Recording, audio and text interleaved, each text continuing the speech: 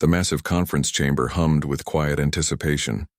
Rows of alien delegates from various star systems sat arranged in a circular formation, their technological translator devices glinting under the soft blue holographic lighting. At the center stood Junho Park, a 38-year-old human diplomatic representative whose calm demeanor masked the complex technological capabilities hidden behind Earth's seemingly modest exterior.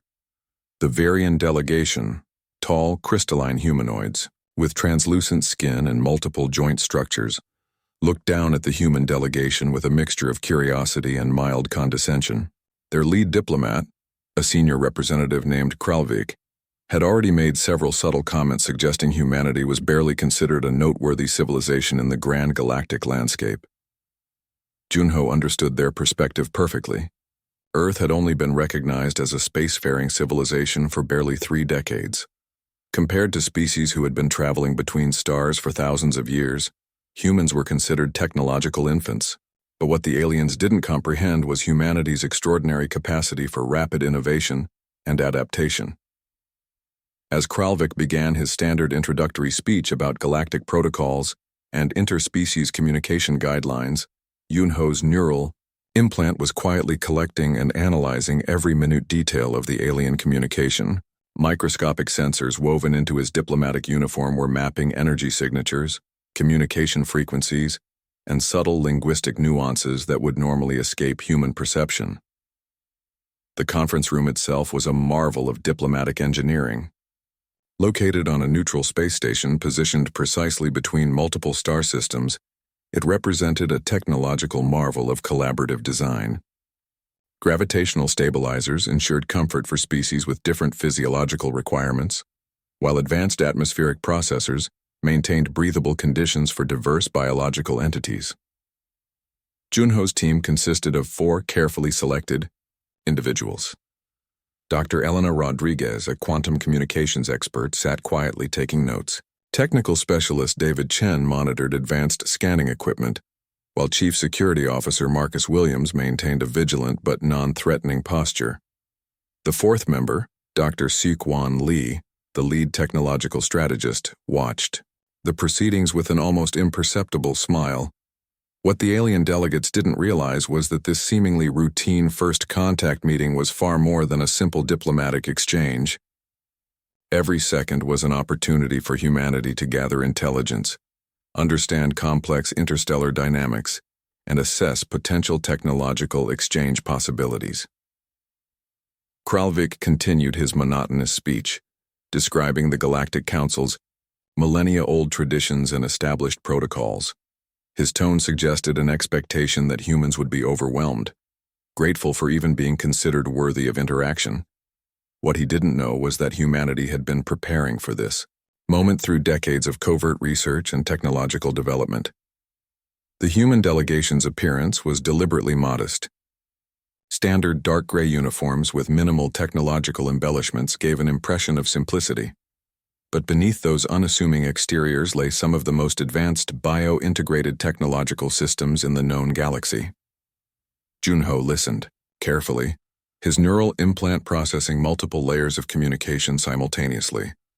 He wasn't just hearing words, he was analyzing communication patterns, detecting subtle emotional undertones, and mapping potential diplomatic strategies.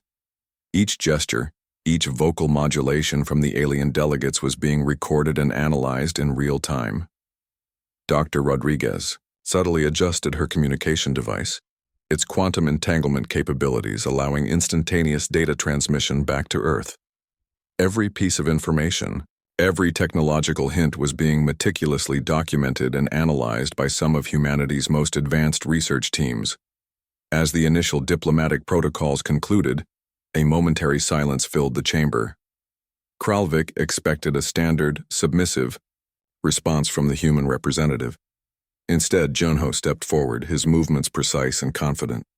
"Distinguished representatives of the Galactic Council," he began, his voice clear and unwaveringly steady. "Humanity recognizes the depth of your collective experience and looks forward to meaningful dialogue and potential collaboration." The simple statement carried multiple layers of meaning. It was respectful yet carried an underlying tone of equality. something most alien delegations were not accustomed to hearing from a supposedly emerging civilization. In that moment, something shifted in the chamber. The alien delegates who, moments ago, had viewed humans as technological children, now found themselves slightly unsettled. There was something different about this human delegation, a quiet confidence that suggested depths yet unexplored. Little did they know, this was merely the beginning of humanity's extraordinary journey into the galactic community. The research facility stood hidden deep within the Atacama Desert, its exterior appearing like a simple scientific outpost. But beneath the unassuming structure, Dr. Xiaoquan Li and his team were pushing the boundaries of human technological understanding. Massive, holographic displays flickered with complex quantum calculations. Prototype models of advanced spaceship components lined the sterile white laboratory walls. Engineers in clean white suits moved between workstations, their movements precise and calculated. Dr. Li studied the latest quantum drive simulation, his fingers dancing across transparent data screens.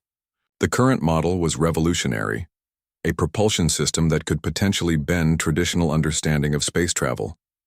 Where most civilizations relied on linear acceleration and conventional energy transfer, humans were developing something entirely different. The breakthrough came from an unexpected combination of theoretical physics and material science. By integrating nanostructured metamaterials with quantum entanglement principles, the team had discovered a method to create near-instantaneous spatial transitions. What would take traditional spacecraft months or years could potentially be accomplished in moments. A young engineer named Hana Kim approached Dr. Li, holding a detailed molecular structure diagram. "Sir," she said, her voice filled with controlled excitement, "the latest carbon-titanium composite is showing unprecedented energy absorption capabilities." Dr. Li examined the diagram carefully.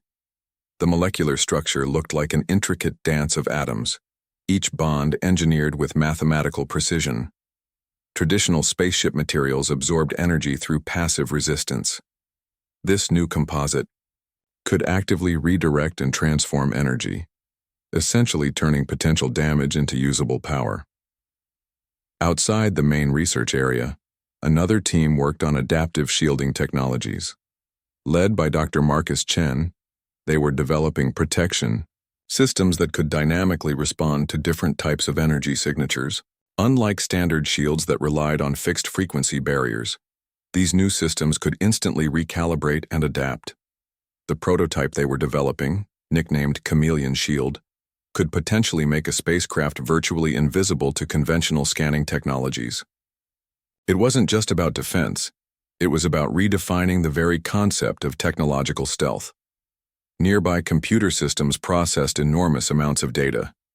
Quantum computers, far more advanced than anything publicly known, crunched complex calculations at speeds that would seem impossible to most technological civilizations. Each simulation brought humanity closer to understanding the fundamental secrets of space travel. Dr. Li understood the broader implications. This wasn't just about creating a better spaceship. This was about fundamentally challenging existing technological paradigms. Every breakthrough challenged the established understanding of what was possible.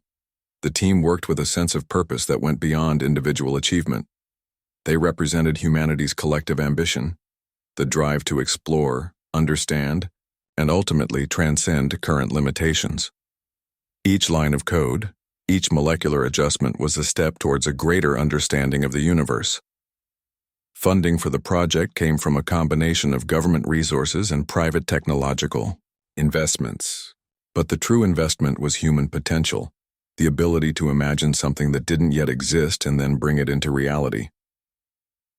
Hana Kim returned with another set of diagrams. The latest energy transfer simulations showed something extraordinary.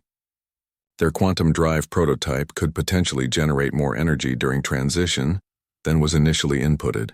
It was like creating power from seemingly nothing, a concept that would revolutionize not just space travel, but fundamental energy production. Dr. Li smiled slightly. Most technological civilizations would spend centuries trying to achieve what his team was on the verge of completing in mere years. Humanity's capacity for rapid innovation was becoming increasingly apparent.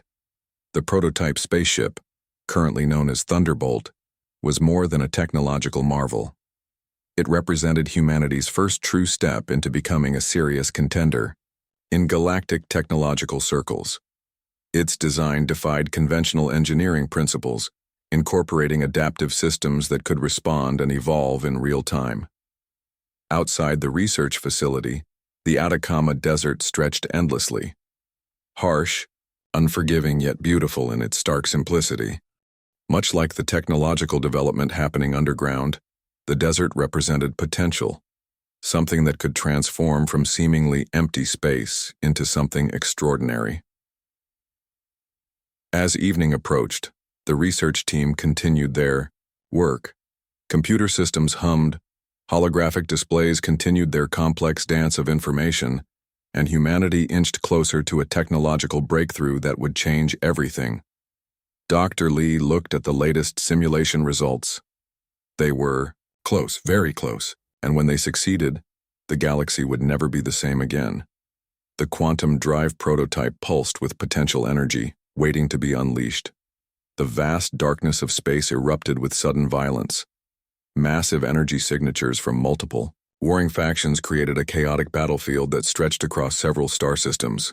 The Meridian Alliance's silver metallic warships clashed against the Outer Rim Confederacy's angular combat vessels, their weapons creating brilliant explosions that momentarily illuminated the endless black. Commander Junho Park stood on the bridge of the Thunderbolt, his hands resting lightly on the advanced command interface. Around him, a carefully selected crew moved with precise, synchronized movements. Each team member understood their role perfectly, their training representing years of meticulous preparation. The alien combat groups had been fighting for control of the Epsilon Quadrant, a strategically important region rich with rare energy resources.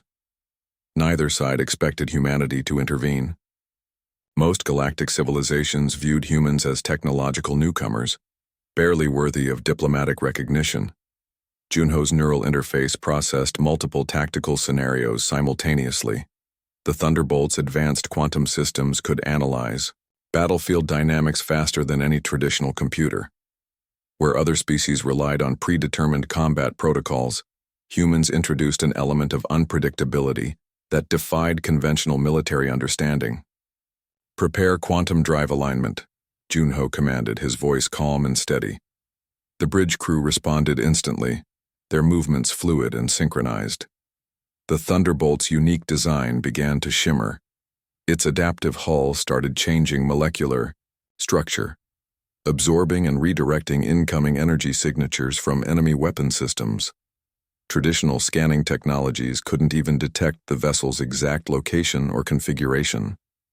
Dr. Seok-Wan Lee, who had designed the ship's technological systems, watched the battle unfold through remote monitoring systems. Each movement of the Thunderbolt was a carefully choreographed dance of technological innovation. The ship wasn't just a weapon, it was a living, adaptive, technological organism. Alien fleet commanders watched in growing confusion. Their advanced tracking systems showed impossible readings.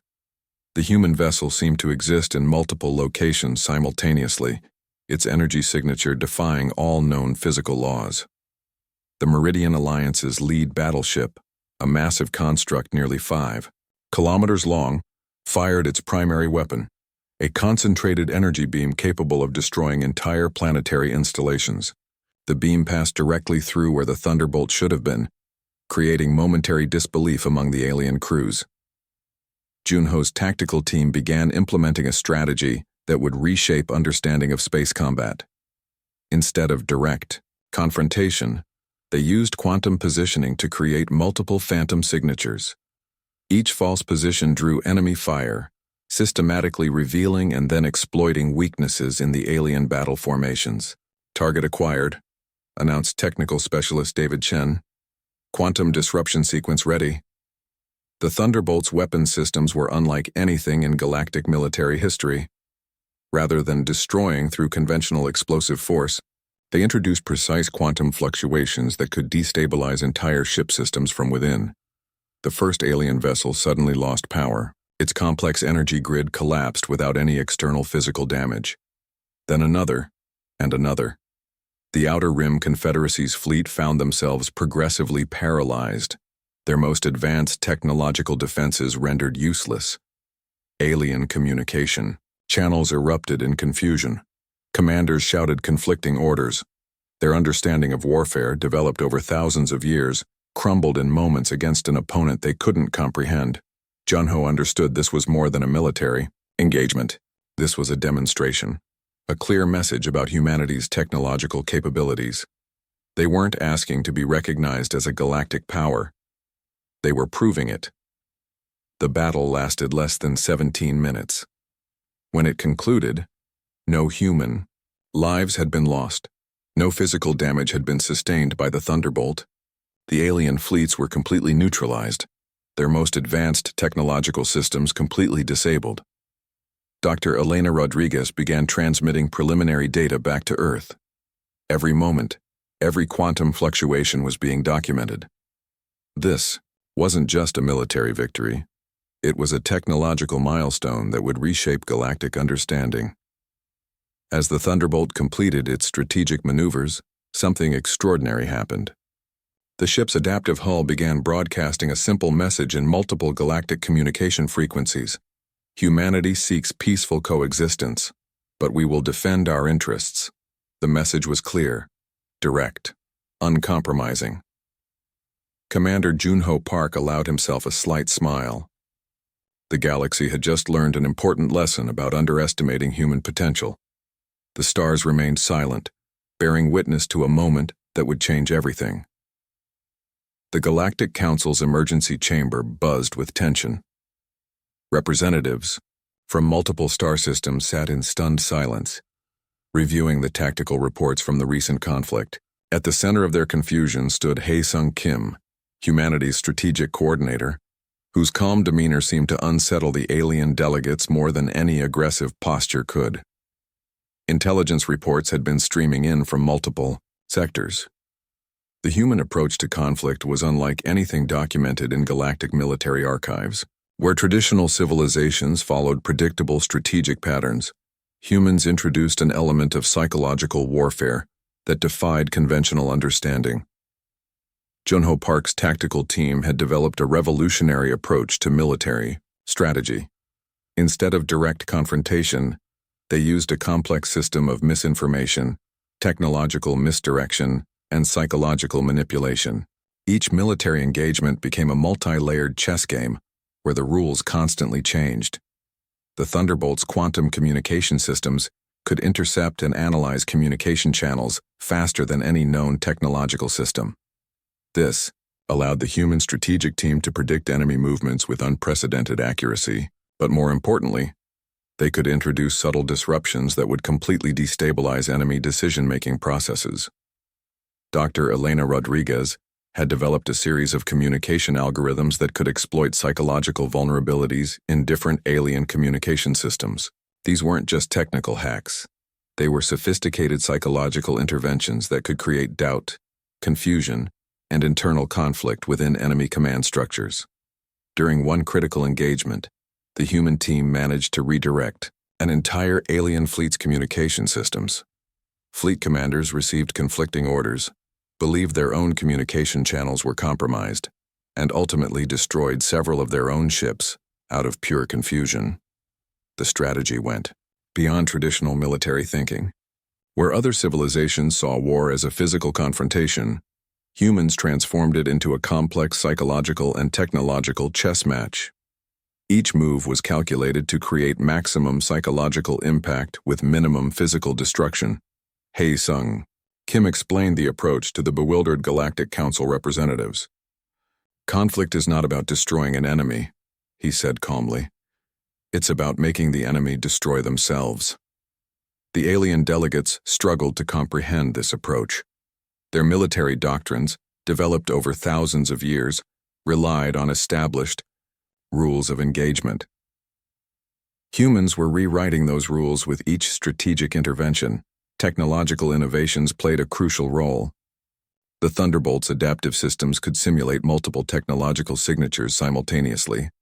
This meant a single ship could appear as an entire fleet, or completely disappear from scanning systems. Traditional military intelligence became useless against such adaptive capabilities. One particularly remarkable intervention involved redirecting an entire enemy fleet's navigation systems. The fleet found themselves traveling in circles, believing they were executing a complex strategic maneuver. In reality, they were simply wasting resources and becoming increasingly frustrated. The psychological impact was as significant as the technological one. Alien military leaders began to question their own capabilities. If a seemingly minor civilization could so completely manipulate their most advanced systems, what did that say about their own technological superiority? Dr. Seok-Wan Lee's team had developed what they called quantum deception technologies. These systems could create multiple layers of false information, each layer so complex that traditional verification systems would struggle to distinguish truth from manipulation. During one critical moment, human strategic coordinators managed to convince two rival alien civilizations that they were under simultaneous attack from each other. The result was a massive conflict that had nothing to do with humanity, but completely destabilized potential threats to human expansion. The Galactic Council's emergency sessions became increasingly tense. Representatives who had previously viewed humans as technological children now saw them as a potentially existential threat, not because of destructive capabilities, but because of an unprecedented ability to manipulate complex systems. Dreadnough Park watched these developments with a calculated calmness. Each strategic intervention was carefully documented, each psychological manipulation studied and refined. This wasn't just about winning conflicts. It was about fundamentally changing how galactic civilizations understood conflict itself. As the strategic reports continued to stream in, one thing became abundantly clear. Humanity had transformed warfare from a physical confrontation to a complex, multi-layered psychological and technological dance. The stars watched silently as a new era of galactic interaction began to take shape. The massive circular chamber of the Galactic Council fell silent. Delegates from hundreds of star systems sat motionless, their collective technological might suddenly feeling insignificant. Dreadnough Park stood at the center, representing humanity, with a calm that spoke volumes more than any aggressive posture could. Kralvik, the senior Varian diplomat who once looked down on humans, now struggled to maintain his composure. The diplomatic landscape had transformed completely. Humanity was no longer a footnote in galactic history. They were now a primary chapter. Years of strategic interventions, technological innovations, and calculated diplomatic moves had reshaped the entire understanding of human potential. What began as a simple first contact mission had evolved into a complete restructuring of galactic power dynamics. Dr. Seok-Wan Lee's technological innovations had become the new standard. Alien civilizations that once mocked human capabilities now desperately studied every technological breakthrough. Quantum communication systems, adaptive hull technologies, and advanced neural interfaces developed by human scientists were being reverse-engineered across multiple star systems. The Thunderbolt had become more than a spaceship. It was a symbol of human innovation, a technological marvel that challenged everything known about space travel and military strategy. Each mission demonstrated capabilities that seemed to defy the fundamental laws of physics.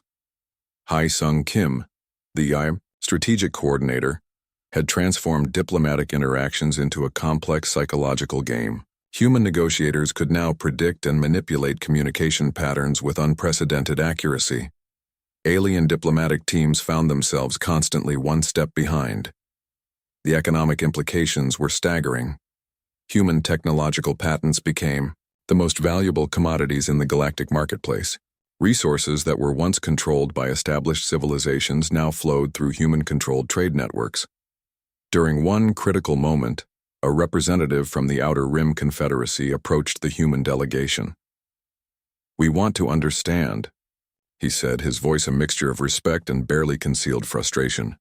"How did a civilization so young become so powerful so quickly?" Dreadnough Park's response was simple and direct. We never accepted limitations, he explained. Where others saw boundaries, we saw opportunities. The transformation wasn't just technological or military. Human cultural elements began spreading across galactic communities. Music, art, philosophical concepts, everything about human creativity became a subject of intense study and fascination. Universities across multiple star systems began developing specialized human studies programs. Alien scholars analyzed human history, trying to understand the unique combination of innovation, adaptability, and collective ambition that had driven this remarkable transformation. Dr. Elena Rodriguez's communication algorithms had become a fundamental approach to understanding interspecies communication. What was once considered advanced linguistic technology was now a basic standard across diplomatic circles. The Galactic Council's structure underwent a complete reorganization. Humanity was no longer an observer or a minor participant. They became a central decision-making body, their perspective crucial in resolving complex interstellar conflicts. Economic systems transformed. Human entrepreneurs introduced innovative trading concepts that challenged thousands of years of established economic principles. Alien markets that once seemed immovable now adapted to human-driven innovations. Technological development accelerated at an unprecedented rate. Collaborations between human researchers and alien scientific teams produced breakthroughs that would have taken centuries under previous collaborative models. The most remarkable transformation was psychological. Other civilizations began to understand that potential was not determined by age, but by the willingness to challenge existing understanding. Humanity had become the embodiment of that principle. Junho Park looked around the chamber. The same. Delegates who once viewed humans with condescension now listened with absolute attention. Every word, every gesture carried significant weight. As the diplomatic session concluded, something fundamental had changed. The galaxy would never be the same again. Humanity had not conquered through traditional means of military might or aggressive expansion. They had transformed the very understanding of what was possible. Dr. Seok-Wan Lee, watching the proceedings remotely, allowed himself a small smile. They had done more than prove humanity's capabilities. They had opened a new chapter in galactic evolution. The stars outside the council chamber seemed to shine a little brighter, bearing witness to a moment of extraordinary transformation.